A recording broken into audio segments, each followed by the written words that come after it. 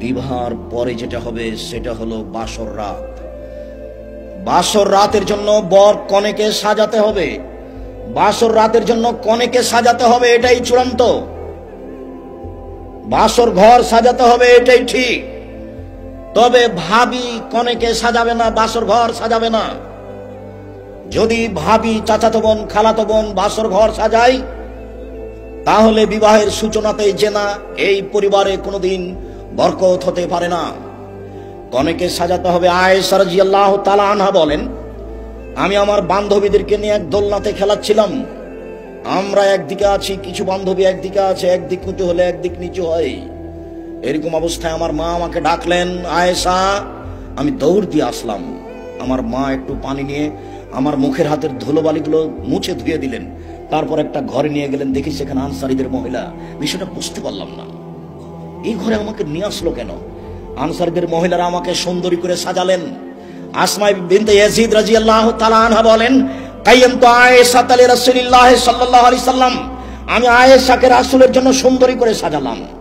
তবে কি দিয়ে সাজিয়েছেন এই কথা আয়েশা উল্লেখ করেননি। তিনি বলেন, আমাকে সুন্দরী করে সাজালেন। আমি বলছি, বিউটি পার্লারে যা কিছু পাওয়া যায় সবকিছু দিয়ে সাজানো যায়, তবে বিউটি পার্লারে ঢোকা যাবে না।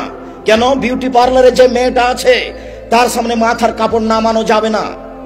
বিউটি পার্লারে যা কিছু আছে সবকিছু নিয়ে এসে মেয়েকে ঘরে সাজানো যায়। উল্লেখ্য যে নখে নেইল পালিশ লাগানো যাবে না। নখে নেইল পালিশ লাগানো হচ্ছে ইহুদি খ্রিস্টানদের পতিতালয়ের মেয়েদের বৈশিষ্ট্য। নখে নেইল পালিশ ব্যবহার করা ইহুদি খ্রিস্টানদের পতিতালয়ের মেয়েদের বৈশিষ্ট্য। নখে নেইল পালিশ ব্যবহার করা ইহুদি খ্রিস্টানদের পতিতালয়ের মেয়েদের বৈশিষ্ট্য। জরুরি ভিত্তিতে নখে মেহেদি লাগাতে হবে। হাতের নখে তো মেহেদি দিতে হবেই, পায়ের নখেও মেহেদি দিতে হবে। মেহেদি দিতে মহিলারা বাধ্য, দিতেই হবে।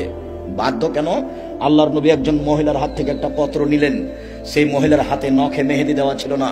তিনি হাতের নিন্দা করে বললেন, আয়াদু রাজুলিন ইমরা, এই হাতটি মহিলার না পুরুষের? যদি মহিলার হয় তাহলে মেহেদি নেই কেন? তার মানে পুরুষেরা কখনো হাতে মেহেদি লাগাতে পাবে না। হাতের নখে তো তারা মেহেদি দিবেই দিবে, পায়ের নখেও মেহেদি দিতে বাধ্য। কখনো ভুলেও নেল পালিশ নখে দিতে পাবে না। বিউটি পার্লারে যা কিছু আছে সব ব্যবহার করা যাবে, তবে কপালে টিপ দেওয়া যাবে না। হিন্দু মেয়েদেরকে বিবাহ করার 10টি পদ্ধতি রয়েছে, তার একটি পদ্ধতি হচ্ছে রাক্ষসী বিবাহ। মেয়ের বাপ বিবাহ দিবে না, ছেলেটা জোর করে বিবাহ করবে। যদি কপালে টিপ দিতে পারে তাহলে বিবাহ হয়ে গেছে।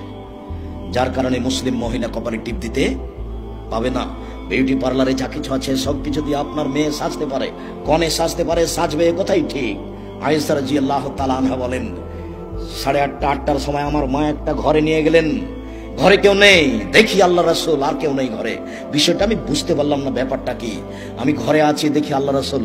একটু পরে আসমা বিনতে ইয়াজিদ ভিতরে ঢুকলেন। আসমা বিনতে ইয়াজিদ ভিতরে ঢুকেই এক গ্লাস পানি শরবত নিয়ে এসে বলছেন, এক বাটি, আয়েশাটা হাতে করো, আল্লাহ রাসূলের হাতে দাও। আমি তো লজ্জা পেয়ে গেলাম, আমি মাথা নিচু করে নিলাম, আমি তো রাসূলের হাতে কোনো কিছু দিইনি কোনোদিনই। তখন আসমা আমাকে বলছে, গ্লাস নাও, রাসূলের হাতে দাও। আমি তো ধমক খেয়ে হকচকিয়ে গেলাম। এই কি, আমি গ্লাসটা হাতে নিলাম, আল্লাহ রাসূলের হাতে দিলাম। আল্লাহ রাসূল পান করলেন, আমাকে বললেন তুমি পান করো। আমার পান করা হল, আল্লাহ রাসূল বললেন আসমাকে দাও। আমি যখন আসমাকে দিতে গেছি তখন আসমা বলছে, না না না না, আপনার হাত থেকে নেবো, আপনার হাত থেকে নেবো, আপনার হাত থেকে নেবো। আয়েশা দাও গ্লাস আমাকে। আল্লাহ রাসূল দিলেন আয়েশার হাত থেকে, নাও আসমানে।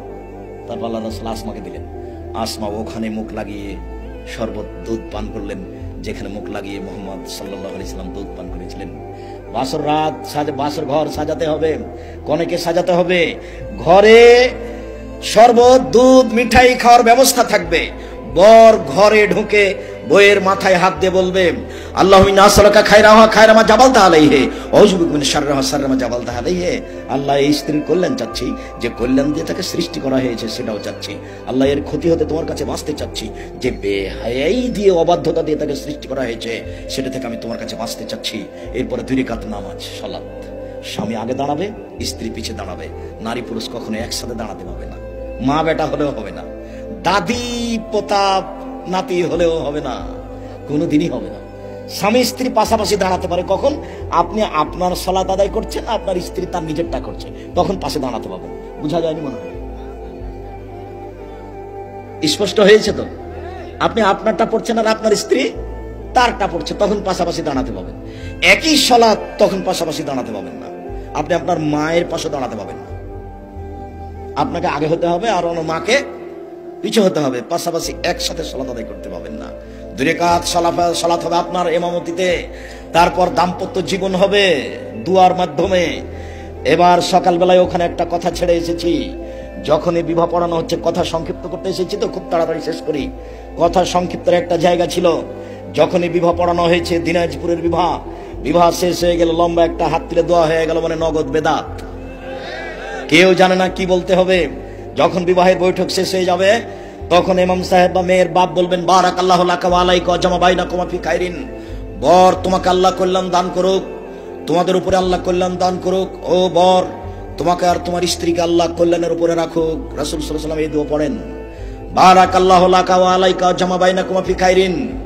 তারপরে নতুন বউ বাড়িতে এসেছে, বাড়িতে আসার সাথে সাথে দাদি এসে দেখে বলছেন, দেখি রে তোর বউটা দেখার পরে নাকটা একটু মোটা, তখন বলছে তোর বউটার নাকটা একটু মোটা। তার মানে দাদি কি পড়তে হবে দাদির জানা নেই। দাদি দেখতে এসে বউ দেখে বলবে, বারাকাল্লাহু লাকা ওয়া আলাইকা ওয়া জামা বাইনাকুমা ফি খাইরিন। এটা দাদির পড়া প্রয়োজন ছিল। শুধু দিনাজপুর বলে আমি নিন্দা করিনি, সারা বাংলাদেশের কোন গ্রামে, কোন জায়গায়, কোন থানায় নতুন বউ বাড়িতে আসলে তাকে সামনে রেখে দোয়া পড়তে হবে তার জানা নাই। যেদিন বাসর রাত হলো, সকালে অনুষ্ঠান হবে বিশাল, সারা দিনাজপুর শহরের মানুষকে রান্না করে খাওয়াতে হবে।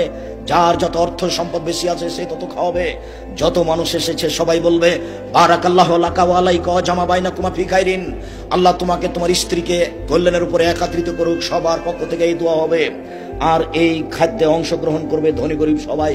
শুধু যদি ধনী আসে, গরিব না আসে, তাহলে যত ভাত রান্না করা হয়েছে দেখে লাথি মেরে সব ড্রেনে ফেলে দিতে হবে, ভাত কুকুরে খাবে।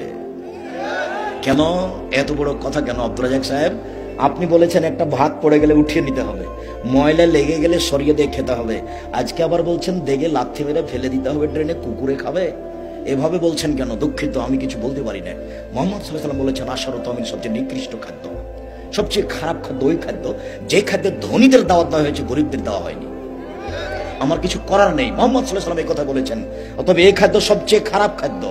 এই খাদ্য ওইরকমই যে কোনো একটা লোক মারা গেছে, আজকে যে বাসায় খাওয়া দাওয়া করছিলাম, সেই বাসায় তার বাপ মা মারা গেলে তার আত্মীয় স্বজন তাদেরকে চাপ দিয়েছিল যে তোমাদের টাকা পয়সা আছে, 40 দিনের দিন, 4 দিনের দিন একটা গরু জবাই করে খাওয়াতে হবে।